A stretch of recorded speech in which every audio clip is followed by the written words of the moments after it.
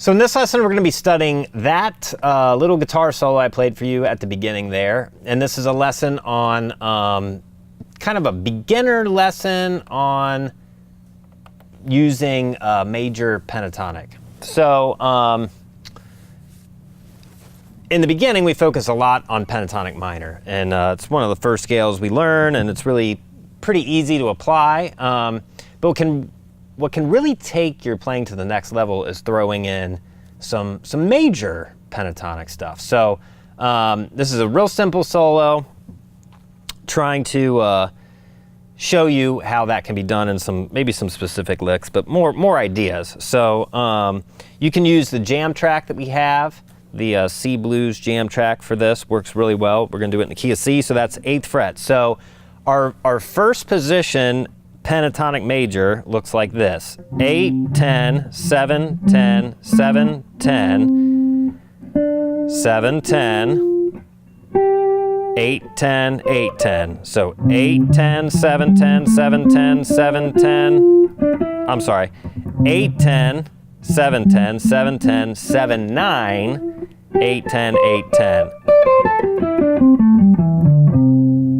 Okay, so that's the position we're working out of, those notes.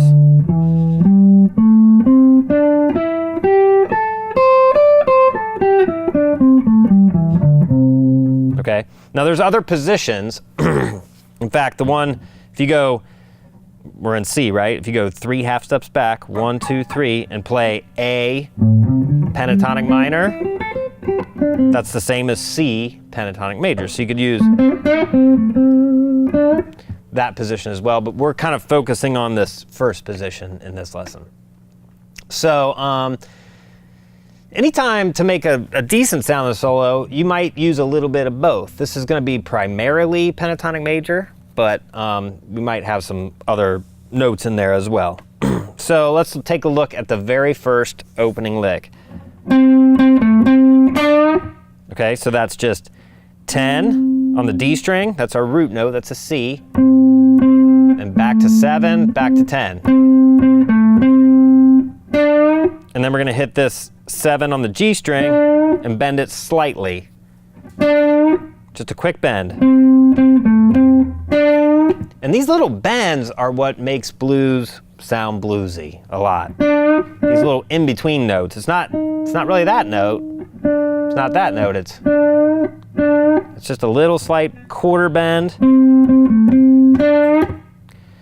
Okay, so that's our first lick. And if it's being played over a C dominant 7 chord. And we have C, and then we have the 6 of C. And then we have the 2nd of C being bent up a little bit to almost the minor 3rd, creating that little clash. So the minor 3rd is not actually in pentatonic major, it's part of the pentatonic minor, but that's what creates that cool blues solo, is kind of combining both of them. Okay, then the next lick, and this is all major right here, because it's revolving around the major 3rd of C, because we're still on the C chord, okay? So it goes, so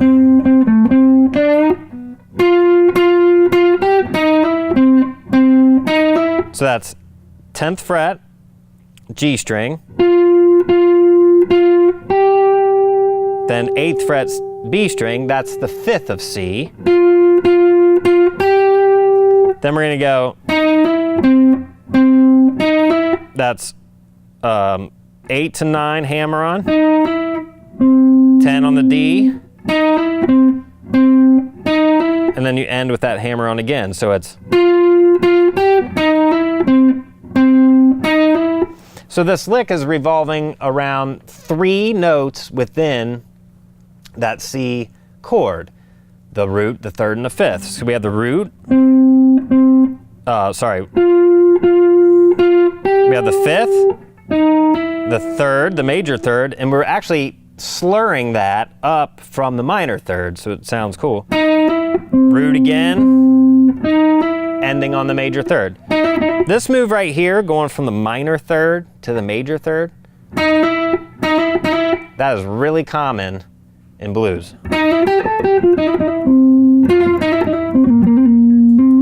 Okay, so that's a good, if you just take that one little lick away from this lesson and throw that in with your pentatonic minor stuff, it's gonna open up a big door. It's gonna make your playing, it's gonna expand your playing a lot. Just throwing in that major third, especially on the root chord of the progression, in this case C. Okay, so we have.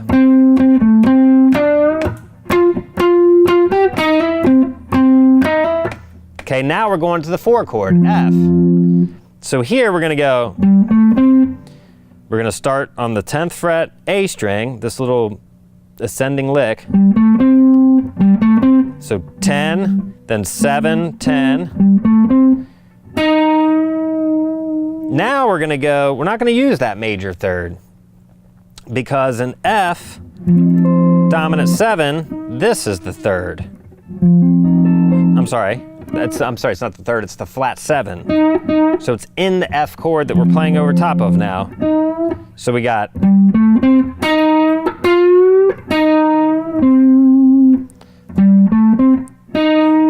Then bend the 10th fret, full bend. Then back to this, that's the 8th fret G string, and land on the C, the 10th fret of the D string. So now we're highlighting notes in the F dominant 7 chord, which is this flat 7. The 5th is C. And this, when we bend this, we're bending the root note up to the 9, which a 9 chord is used a lot in blues too, so you can expand upon that dominant 7 chord. Okay, then to wrap up the lick on the F, we're gonna go. And that's basically an F dominant 7 arpeggio. So we got the F there, the flat 7, then we got the 5th, we got the 3rd, the major 3rd, the root, go back up. So we got.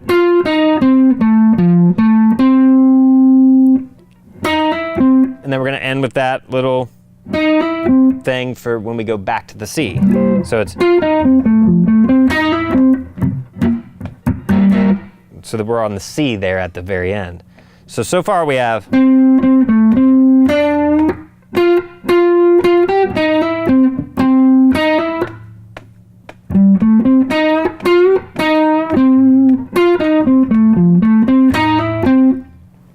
You should, if you're pinpointing the notes right, you should almost hear the chord progression in the solo.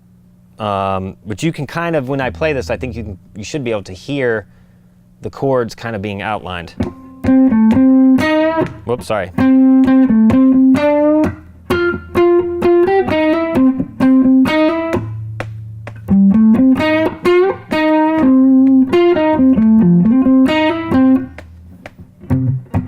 Now we're going to the 5 chord, the G. And for this, we're going to go. Oh, sorry.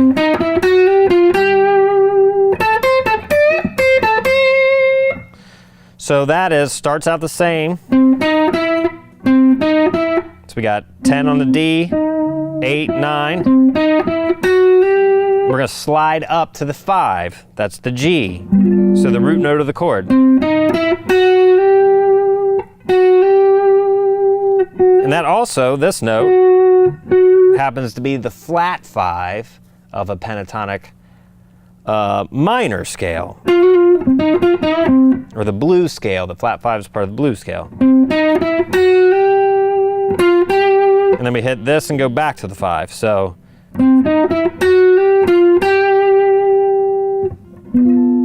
and this note is the flat 7 of G, so we're pinpointing that note too. And then we go. So that's 10 on the B, 8 on the C, or on the high E. So you go back. Then we have a bend on the 10th fret of the high E string. Back to 8, back to 10, back to 8. And then, so that's back to the C, right? Or back to the F, depending on how the progression goes. Then we have one last lick on the turnaround.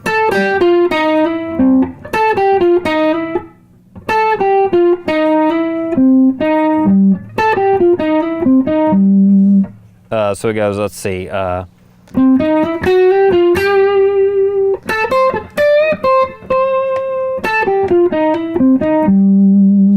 and that's so 10, 8, 10, 8 to 9, 10, back to 8, and you're ending on the G, on the 5 chord root note.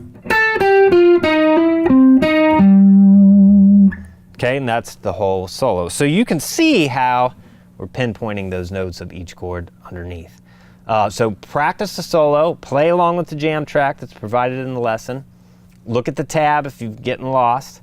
Once you get that down, then see how you can kind of create your own. That's the whole idea, is to get you being creative and thinking of licks on your own.